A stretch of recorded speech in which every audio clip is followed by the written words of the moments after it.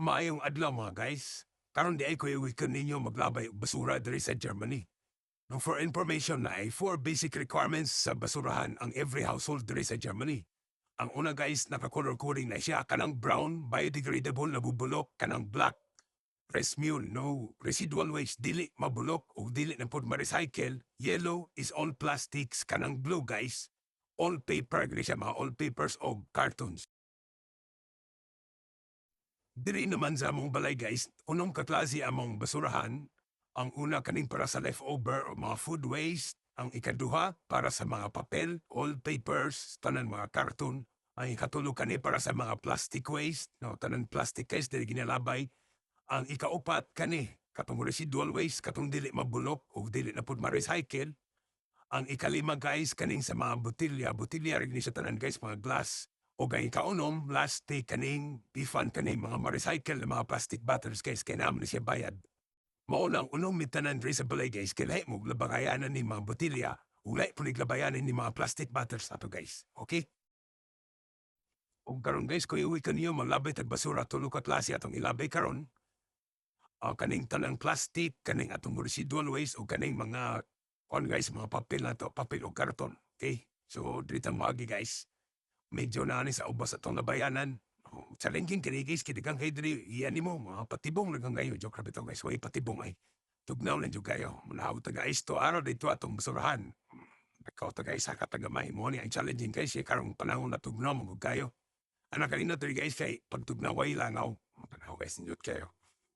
So na nga tuglabay ang ato ang kani, rice meal ang tawagan na guys. Lakaw tarito sa unahan. Kana yung mo ganihan guys, naka-color coding tarang basurander guys, karon sa itumta, itum ang color ani guys. So, nakabutan mo, rice mule, cake, patuto, dili ma-recycle o dili na bud. Mabulok. Tama, dili mabulok. So ato nakabriyan guys, naka-close na, diyan nakalak na, diyan mga basurahan guys, inana na diri kay secure ba.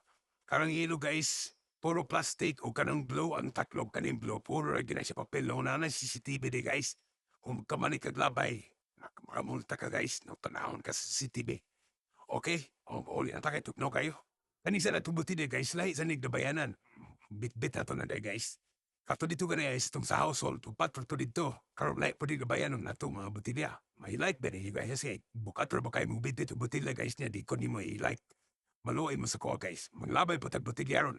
So lahi po rin pamaagi dari guys dari sa botilya. Di na po ka pwede basta-basta nga maglabay na botilya guys. O naka-color coding sa green, white, o brown.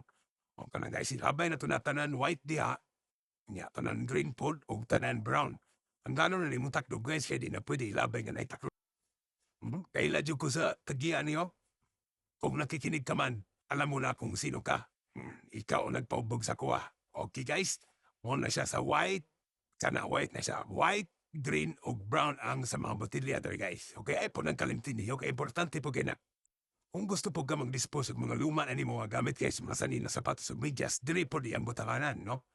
Kanang luma pero magamit pa, ay po kagbutang o buslot nga bre pagbaw nga medyas guys, kaya wala may mapunit na, no? Dili kay gamiton pa man na sa mga refugee guys. So, dili po na ang butanganan na. Kung puno na mo aparador, adto na ka diri guys.